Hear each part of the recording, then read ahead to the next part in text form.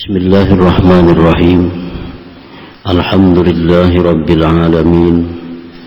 Wa bihi nasta'in ala umurid dunya waddin. Ashhadu an la ilaha illallah wahdahu la syarika lahul qawiyyul matin.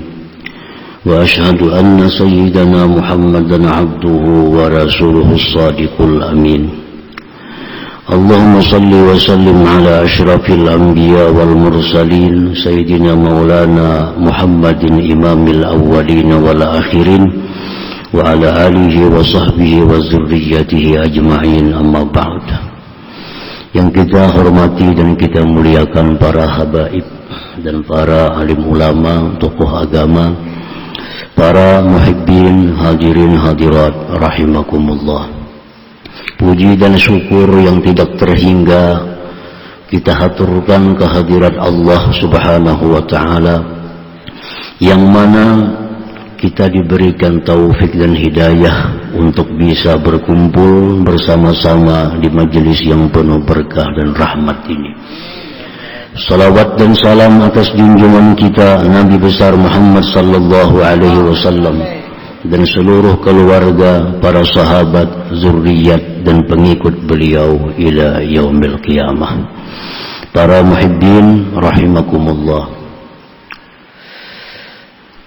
Al-mu'min bismillah al-awwal wal akhir ay yakuna awwalan nas la siyama fi ahli wa qaumi bi ta'atillahi ta'ala kay yatba'ahu ghayruhu bi tilka ta'ah fayaksuru wa yatada'afu sawabuh bi'adadi man tabi'ah wa la yakuna awwalahum bima'siyatillahi ta'ala fayatba'uhu ghayruh faya'zumu wizruh wa yatada'af bi'adadi man tabi'ah.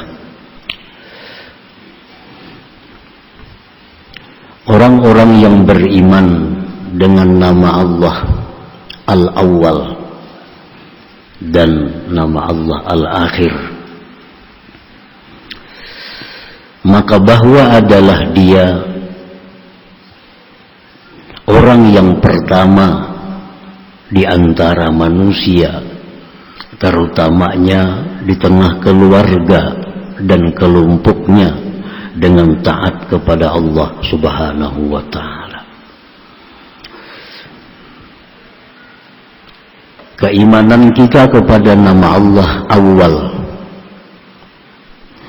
itu akan menimbulkan akhlak, menimbulkan perilaku. Dia selalu menjadi orang yang pertama dalam berbuat kebaikan, dalam berbuat taat kepada Allah, terutama di lingkungan keluarganya dan kelompoknya. Jadi kalau ada acara-acara kebaikan, dialah yang pertama.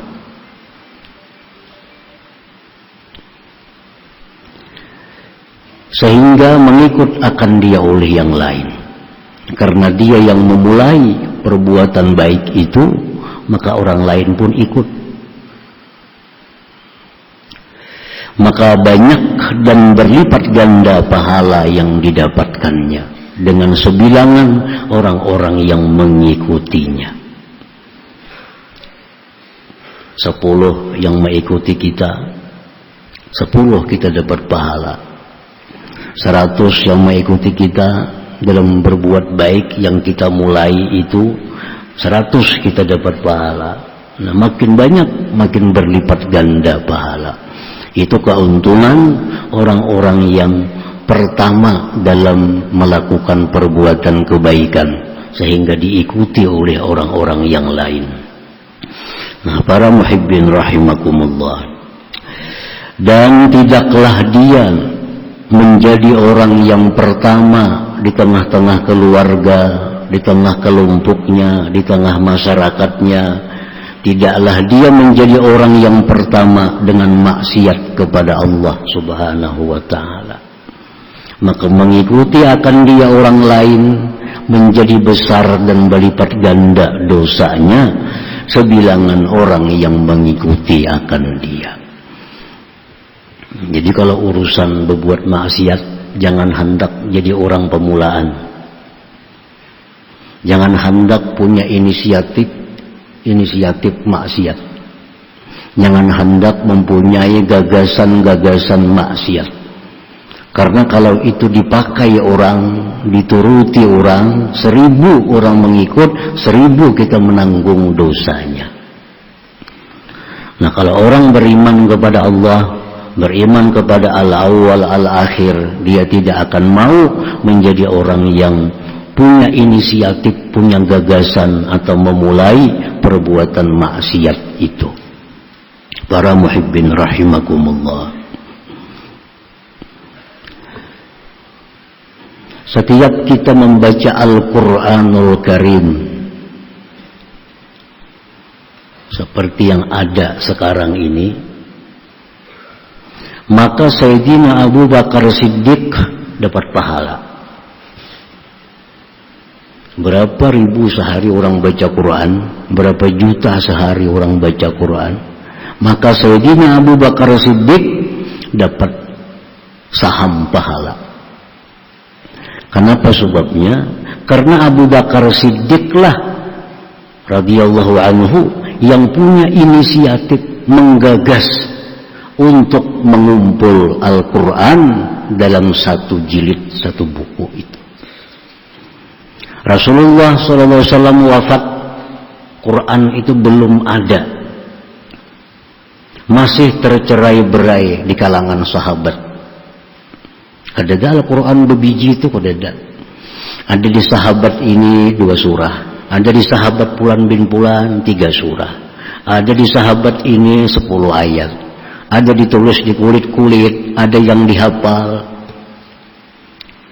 Nah, di zaman Abu Bakar Siddiq menjadi khalifah, beliau memerintahkan Zaid bin Sabit untuk mengumpul siapa-siapa ada yang punya catatan Al-Quranul Karim. Maka Zaid bin Sabit atas perintah Abu Bakar mencari sahabat-sahabat Nabi yang ada punya catatan Al-Quran atau hafalan Al-Quran. Dikumpulkanlah Al-Quran menjadi satu jilid, satu buku seperti sekarang ini.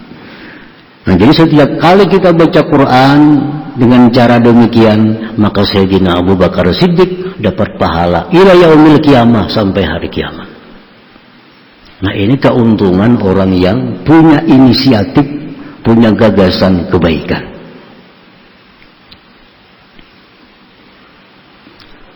Sembahyang tarawih seperti yang kita lakukan di masjid-masjid, di langgar-langgar. Setiap kali sembahyang tarawih kita laksanakan dengan cara berjamaah demikian, Sayyidina Umar bin Khattab dapat saham pahala. Berapa juta, mungkin miliar orang yang sembahyang tarawih di seluruh dunia, maka sebilangan itulah Sayyidina Umar dapat pahala. Karena Sayyidina Umar bin Khattab radhiyallahu anhu yang punya gagasan untuk mengumpul manusia sembahyang tarawih berjamaah bersama-sama dengan satu orang imam. Zaman Nabi belum ada tarawih. Nabi ada sembahyang malam beberapa kali di masjid bulan puasa, lalu Sayyidina berhenti. Zaman Abu Bakar belum ada sembahyang tarawih. Sembahyang malam ada di masjid, di tempat-tempat. Setelah masa Umar bin Khattab radhiyallahu anhu menjadi khalifah, beliau melihat di masjid ada orang sembahyang di sana sekelompok, seikung imam. Ada di buncu sana sembahyang sekelompok, seikung imam. Lalu beliau punya pikiran, mana baiknya kita kumpul semuaan satu orang jadi imam sembahyang tarawih. Sahabat setuju, maka dilaksanakanlah sembahyang tarawih dengan cara seperti kita ini. Jadi setiap kali sembahyang tarawih kaum muslimin di penjuru dunia dengan cara berjamaah di masjid, di langgar, di rumah, dimanapun, maka Sayyidina Umar radhiyallahu an dapat bagian pahala. Coba bayangkan berapa abad sudah yang lalu, sampai hari kiamat selama tarawih berjamaah dilaksanakan, Sayyidina Umar dapat pahala. Ini orang punya awal kebaikan, diikuti oleh yang lainnya. Kemudian Sayyidina Utsman bin Affan radhiyallahu an, beliau punya gagasan untuk azan Jumat itu 2 kali. Karena kalau sekali masih belum terkumpulan lagi orang. Karena umat muslim sudah banyak, azan mesti 2 kali supaya orang jauh-jauh mendengar sempat berkumpul. Disetujui oleh para sahabat gagasan Sayyidina Utsman untuk azan Jumat itu 2 kali. Maka sampai sekarang, sampai hari kiamat, setiap azan Jumat itu 2 kali, Sayyidina Utsman dapat pahalanya. Karena beliau yang pertama punya gagasan seperti itu. Nah, yang keempat Sayyidina Ali bin Abi Thalib karramallahu wajhahu wa radhiyallahu an. Punya gagasan apa? Sayyidina Ali punya gagasan agar dicipta ilmu cara membaca Arab gundul, ilmu nahu. Beliau susun ilmu nahu, beliau perintahkan Abul Aswad Ad-Du'li untuk mengumpulkan itu, sehingga orang yang bukan Arab bisa membaca kitab Arab tanpa baris. Disusunlah kitab nahu atas perintah inisiatif dari Sayyidina Ali karramallahu wajhah. Nah, maka setiap kaum muslimin yang bisa baca kitab kada baris, bisa ilmu nahu, Sayyidina Ali dapat pahala ila yaumil qiyamah, sampai hari kiamat. Nah, ini keuntungan orang-orang yang punya inisiatif kebaikan itu. Para muhibbin rahimakumullah. Dan maksiat pun demikian. Siapa-siapa yang punya inisiatif, punya gagasan, punya permulaan untuk melakukan maksiat kepada Allah, ditiru, dicontoh, diikut oleh orang lain, seapa orang lain mengikut, itulah dosanya. Dalam sebuah hadis disebutkan bahwa setiap kali ada pembunuhan di dalam dunia sampai hari kiamat, maka Qabil anak Nabi Adam dapat dosa. Kenapa? Karena Qabil lah yang mulai membunuh manusia di dunia ini. Qabil membunuh dan sanak Habil. Gara-gara si Qabil ini membunuh dan sanak, membunuh manusia, lalu ada yang mengikut. Nah, sampai hari kiamat ada pembunuhan, Qabil disiksa. Ada pembunuhan, Qabil disiksa. Kenapa? Karena dia awal-awal orang yang melakukan pembunuhan di dunia ini. Nah, para muhibbin rahimakumullah, Rasulullah sallallahu alaihi wasallam bersabda, "Man sanna fil Islam sunnatan hasanah falahu ajruha wa ajru man 'amila biha ba'dah la yanqusu dzalik min ujurihim syai'a wa man sanna fil Islam sunnatan sayyi'ah kana 'alaihi wizruha wa wizru man 'amila biha ba'dah la yanqusu dzalik min auzarihim syai'a." Riwayat Muslim. Tidak ada orang yang memulai dalam Islam satu kebaikan melainkan baginya dapat pahala, dan pahala orang-orang yang mengamalkan sesudahnya dengan kebaikan itu tanpa Allah kurangi pahala mereka sedikit jua pun. Dan barang siapa yang memulai perbuatan jahat dalam Islam ini, maka dia menanggung dosa, dan dosa orang yang mengamalkannya dengan kejahatan itu tidak Allah kurangi demikian dari dosa-dosa mereka sedikit jua pun. Nah, para muhibbin rahimakumullah, ini di tangan dalam keluarga kita, dalam kelompok kita. Ayo kita sembayangan berjamaah, anak bini umpatan berlima, 5 kita dapat pahala. Kada 27, kada 27 tambah 5.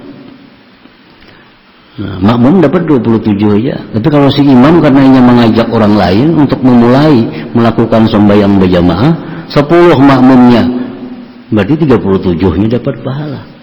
Sebilangan orang yang mengikutinya. Nah, siapa yang paling nyaman berbuat kebaikan ini? Orang-orang yang menjadi pemimpin. paling nyaman. Pemimpin ada di kantor, biasa anak buah 10 sampai waktu zuhur, yuk anak buah sembayangan kita berjamaah. Sembayangan di kantor berjamaah. Ini kepala desa membawai staf-stafnya nih. Ini pembakal kita sembayangan berjamaah zuhur. Habis staf 6 4 sembahyang berjamaah. Pembakal dapat pahala, sebilangan itu dapat pahala. Nah, makin banyak anak buah mengikut, makin banyak. Nah demikian pula orang-orang yang memulai menggagas maksiat ini paling nyaman pemimpin juga. Kita bedangdutan di pemimpin. Nah, sekampungan bedangdut. Ketuhaannya ketujuh bedangdut. 1000 nang hadir, si jin nanggung dosanya, amun itu berdosa. Jadi pemimpin itu berbuat dosa nyaman, berbuat kebaikan nyaman. Hendak banyak-banyak berbuat pahala, ulah kebijakan-kebijakan yang menjadi perbuatan taat kepada Allah Subhanahu wa ta'ala. Ulah peraturan-peraturan supaya orang taat kepada Allah. Ulah peraturan jangan maksiat kepada Allah. Kalau beriman dengan nama Allah Al-Awwal wal Akhir ini. Para muhibbin rahimakumullah. Wa ayyakuna amaluhu salih akhiran ba'da mautih, dan orang yang beriman dengan nama Allah Al-Akhir bahwa adalah amalnya yang salih itu hendaknya akhir sesudah wafatnya dia. Inya wafat, amalnya belum wafat. Jadi orang yang beriman dengan nama Allah Al-Akhir, kalau dia wafat, amalnya kada wafat, terus mengalir ke dalam kuburnya. Jadi banyak-banyak artinya baisi amalan-amalan nang bila kita mati, amalan itu pada mati terus jalan. Nah Rasulullah pun dalam hadisnya bersabda, idza mata ibnu adam in qata'a amalu illa min salasin. Bila manusia mati, jar Nabi, putus amal. Kada kau sembahyang, kada kau puasa, kada kau bersedekah, kada kau berzikir, kada kau habis semuaan amal, tutup. Kecuali 3, sedekah jariyah. Oleh ulama fikih disebut wakaf. Nah, wakaf. Wakaf itu walaupun mati nang bewakaf, selama wakaf masih dipakai orang terus mengalir. Nah ini yang dicari. Yang kedua, ilmin yuntafa'u bih, ilmu yang dimanfaatkan orang.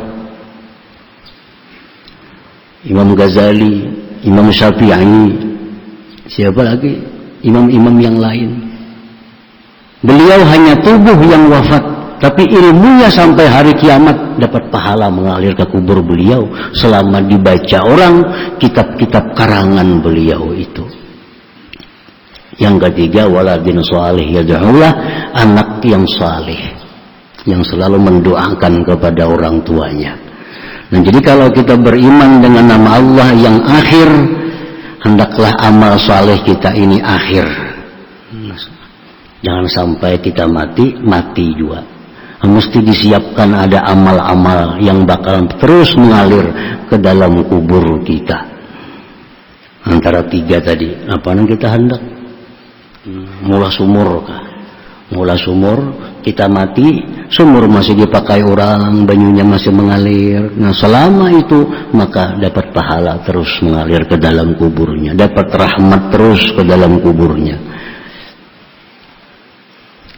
Dan jangan sekali-kali menjadi orang yang mati kejahatannya hidup. Nah, pepalingannya yang tadi. Rahimallahu mra'an matat zunubu.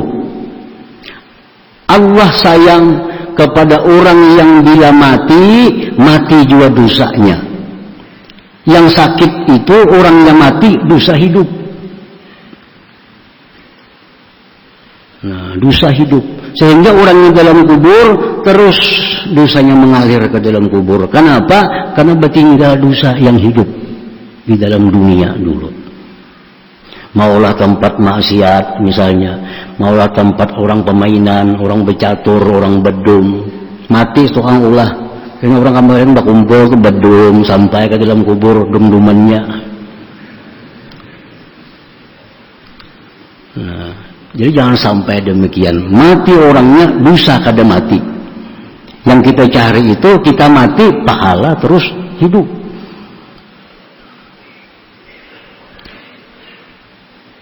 Jadi wa ayyakuna amaluhu shalih akhiran ay mutaakhiran ba'da mautih. Sudah mati tetap mengalir, tetap mengalir.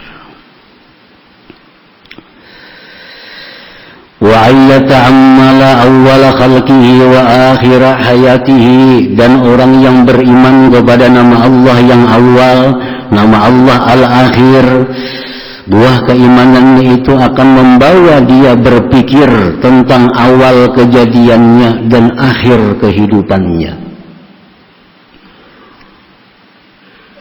Lianna man ta'ammala dzalik yahsulu lahu khairatun katsirah. Orang yang mau merenung demikian, hasil baginya kebaikan yang banyak.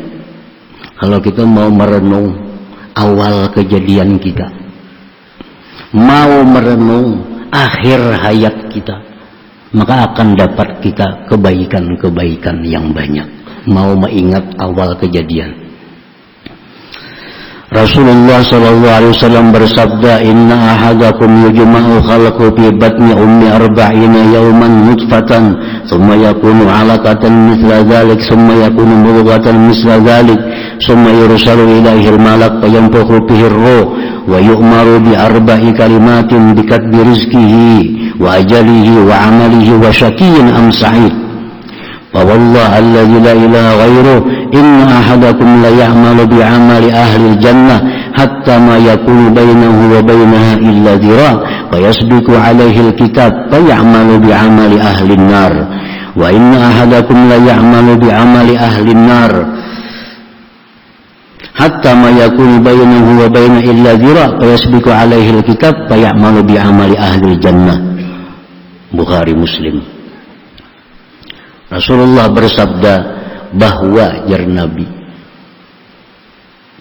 kamu itu dihimpunkan kejadian kamu di dalam rahim ibu kamu. Semua manusia yang lahir ini melalui rahim, kecuali ada beberapa manusia yang lahir tanpa melalui rahim. Nabi Adam contohnya. Nah, selain pada itu rahim. Dalam rahim itu dulunya kita berupa nutfah 40 hari. Nutfah itu campuran sperma laki-laki dan telur perempuan. Nutfah 40 hari berproses di dalam rahim. Lalu menjadi segumpal darah 40 hari, jadi segumpal daging 40 hari, diutus oleh Allah malaikat khusus yang gawiannya hanya ini, meniupkan roh kepada segumpal daging tadi. Nah, disuruh malaikat ini menulis 4 perkara. Di mana menulis? Di dahi. Di dahinya ada tulisannya.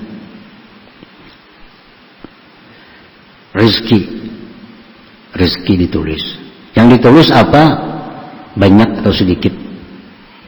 Rizquhu kasir. Rezeki ini orang banyak. Wa ajaluhu umur. Ditulis umur panjang atau pendek. Wa amaluhu ditulis perbuatannya, amalnya baik atau buruk. Ditulis ahli surga atau ahli neraka. Jadi semua itu ada tulisan di dahi kita. Cuma kita kadang melihat tulisannya. Nah, itulah awal kejadian kita yang perlu kita renungi. Sehingga ujar Nabi, ada orang yang beramal seperti amal ahli surga. sembahyang, puasa. Tapi karena catatan dulu dalam rahim itu orang ini ahli neraka, begitu dia hendak wafat, dia melakukan amal ahli neraka dan wafat su'ul khatimah. Dan dari Nabi lagi di dalam tulisan itu ada orang yang beramal amalan ahli neraka. Begitu dia hendak wafat, dia beramal amalan ahli surga, wafat dalam husnul khatimah.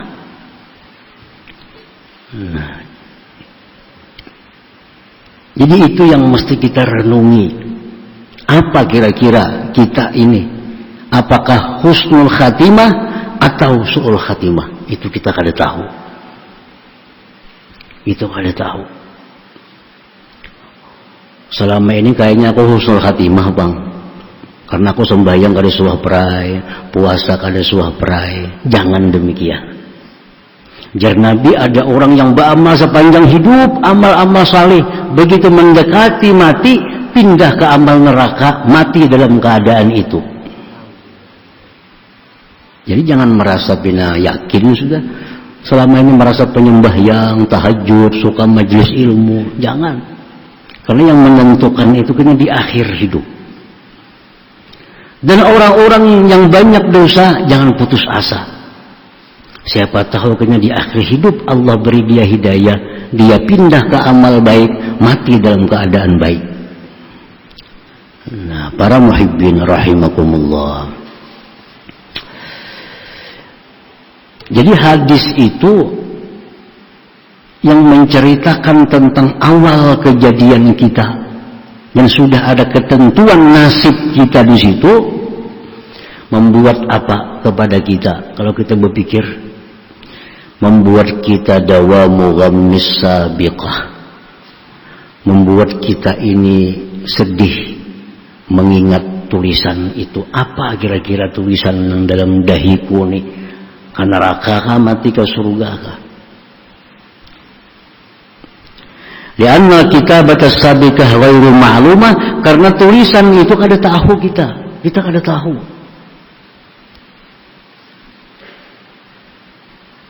Hal huwa minal ashqiya am minas su'ada, adakah dia orang yang celaka atau beruntung?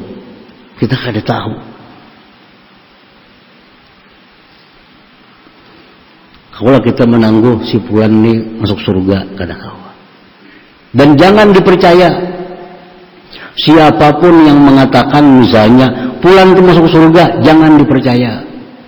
Kecuali disampaikan oleh Rasulullah sallallahu alaihi wasallam. Dalam i'tikad ahlu sunnah wal jamaah yang selamat, tidak boleh kita meyakini seseorang itu ahli surga atau ahli neraka kecuali orang-orang yang sudah ditetapkan oleh Rasulullah sallallahu alaihi wasallam. Melihat orang pina salih, pina bagus, waktu ahli surga, itu sudah menyalahi etikat ahlu sunnah. Jangan demikian. Semuaan gairu maklum kada tahu. Mau sangka baik ya, sangka baik wujud tapi jangan dipastikan. Ngaran ini sangka itu kada pasti artinya. Jadi jangan menilai manusia yang baik itu menjadi itu ahli surga. Jangan menilai orang begitu pasiknya itu ahli neraka. Itu kita sudah keluar dari etikat ahlu sunnah wal jamaah. Sesat kita. Yang kita yakini yang masuk surga itu siapa? Sudah padahkan Nabi orang-orangnya. Yang masuk neraka siapa? Sudah padahkan Nabi orangnya. Itu yang kita yakini. Ya Nabi Abu Bakrin fil jannah, Abu Bakar ahli surga. Nah kita yakin Abu Bakar itu ke surga. Umar fil jannah, Umar ya Nabi masuk surga. Kita yakin Umar itu masuk surga. Nabi madahkan. Utsman fil jannah, Utsman surga. Ali surga. Zubair ibn Awam surga. Talhah bin Ubaidillah surga. Sa'ad bin Abi Waqqas surga. Abdurrahman bin Auf jar Nabi surga. Sa'id bin Zaid surga, 10 orang surga. Nah, itu kita wajib percaya. Kenapa? Karena Nabi mengatakan. Apakah si Abdul Qadir Jailani ke surga? Kada yakin. Kenapa? Nabi aja yang mendahkan.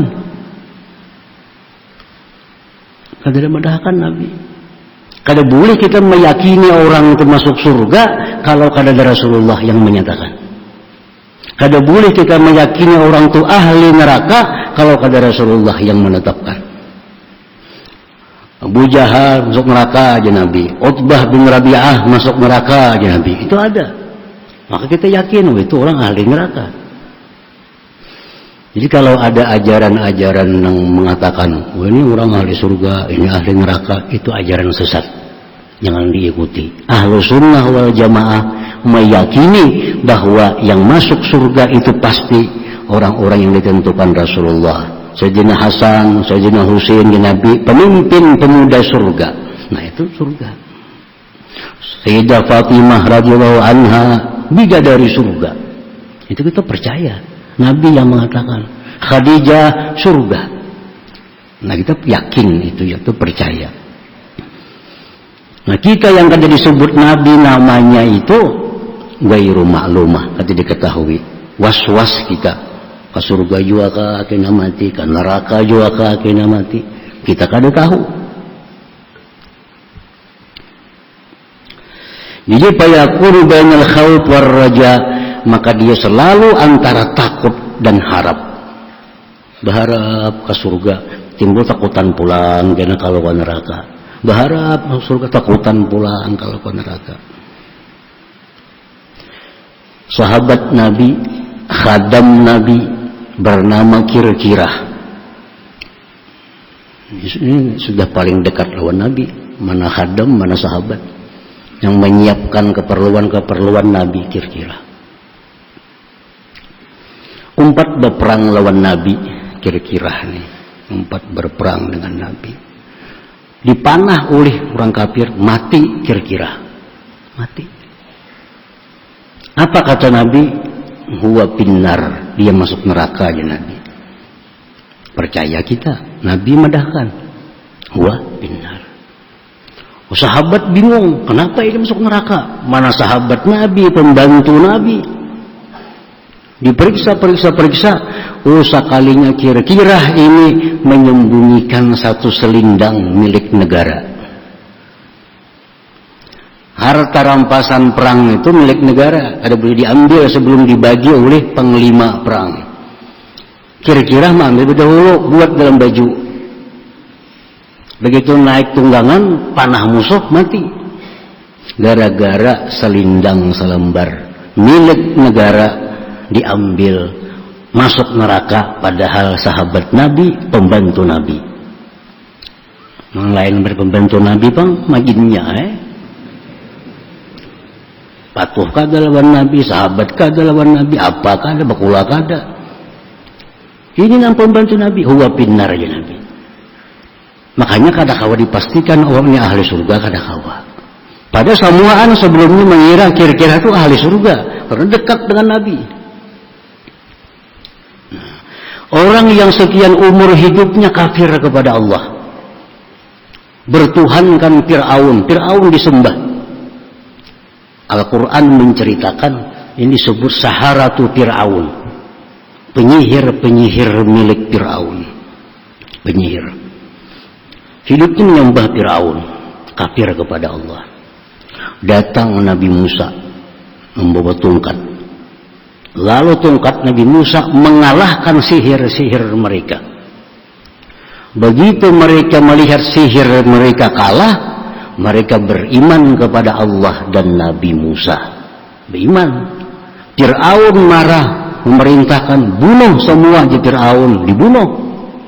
Maka mereka itu mati dalam keadaan husnul khatimah. Padahal sebelumnya adalah penyembah Fir'aun. Siapa sangka?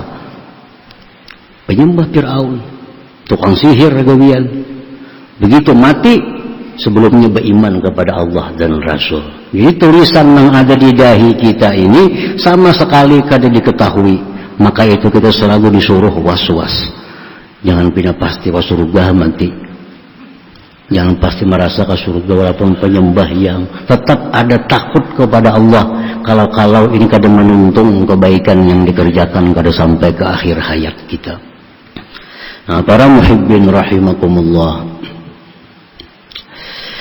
Lianna ghamma sabiqah hammu khatimah. Wa man hamma khatimah ijtahada fil ibadah wa aksara fid du'a.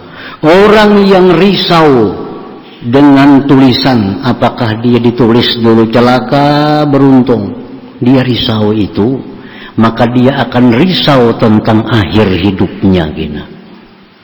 Kayak apa juga kena aku mati ini, beriman juga kadakah, taat juga kadakah. Nah, orang-orang yang risau dengan akhir hidupnya itu salah satu tanda bahwa dia husnul khatimah.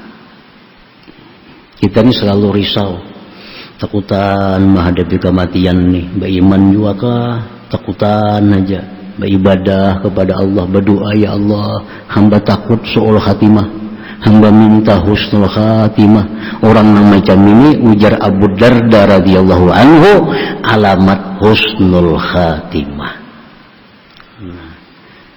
Jadi para muhibbin rahimakumullah, jadi jangan sekali-kali merasa percaya diri kayak pasti masuk surga. Kecocokannya Nabi, kemadahkan ikam dina ke surga mati di Nabi, ayo jauh din yakin. Kita Nabi juga tidak madahkan, kada kau meyakini.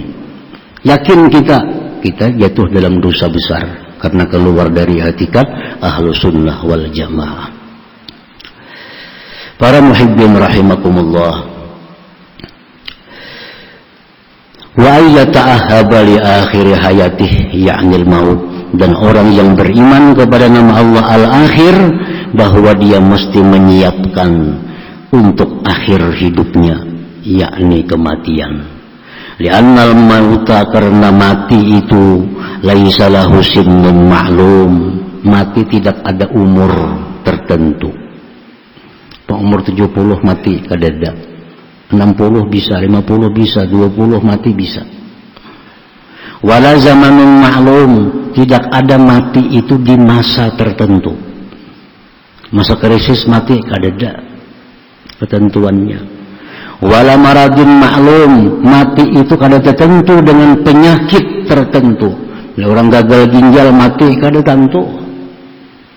Orang serangan jantung mati kada tentu. Sarismaan bisa mati, kada tertentu. Wala makanin ma'lum, dan mati kada punya tempat tertentu. Maka oleh karena itu mesti bersiap dimanapun kita berada, umur berapapun, mati itu pasti disiapkan terlebih dahulu. Nah, para muhibbin rahimakumullah, bagaimana cara mempersiapkan kematian? Pertama, punya wasiat yang baik. Ini tanda orang bersiap mati, dia punya wasiat yang baik. Apa wasiat yang baik itu? Dia berwasiat kepada anaknya atau kepada bininya, berwasiat, aku umanya ada hutang lawan si Fulan 1 juta. Si Fulan ada hutang dua aku 2 juta. Itu wasiat. Supaya kena seorang mati nyaman. Oh, abah ada hutang, lah kasih biariakan. Oh, abah ada menghutangi si Fulan, lah kasih tagih. Nah, karena ada wasiat. Sepeda motor itu umanya titipan orang lain pun kita tulis wasiat. Itu tanda orang yang bersiap mati.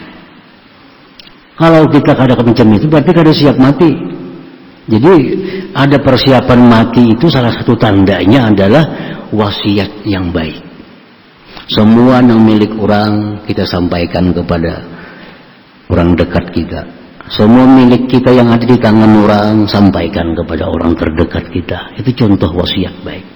Karena bila aku mati, kiau orang bacakan aku Quran, bacakan aku, doakan aku kebaikan, tulis dalam wasiat. Ini tanda orang bersiap kematian.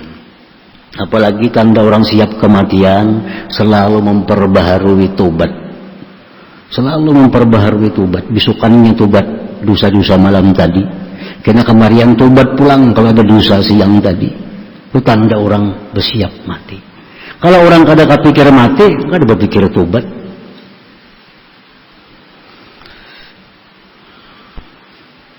Dan dia menjauhi dosa-dosa, terutama dosa-dosa yang besar. Karena dia takut dosa itu akan dibawanya menghadap Allah Subhanahu wa ta'ala. Nah itulah antara lain buah dari keimanan kita kepada nama Allah Al-Awwal wal-Akhir. Kemudian yang ke-75, 76 Asma'ul Husna Az-Zahir wal-Batin. Ila hadratin Nabi sallallahu alaihi wasallam Al-Fatihah.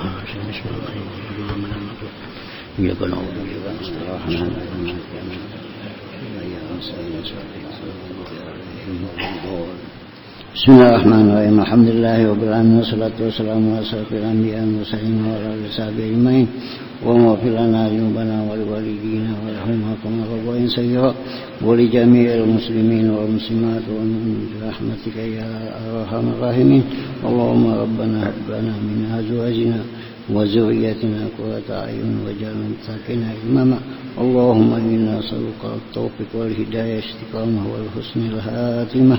Allahumma ziyadatan fid din wa barakatuh musiatan bijisim wa sa'atan bil tawbatan qabla al-maut sadatan indal maut badal maut wa afwan min hisabina min ajab wa tasilan min al-jannah warzuqna laka inda rahmatika ya arhamar rahimin. Allahumma innaka husnul khatimah wa a'udzu bika min su'il khatimah. Rabbana taqabbal minna innaka tasmi'ul du'a innaka antat tawwabur rahim.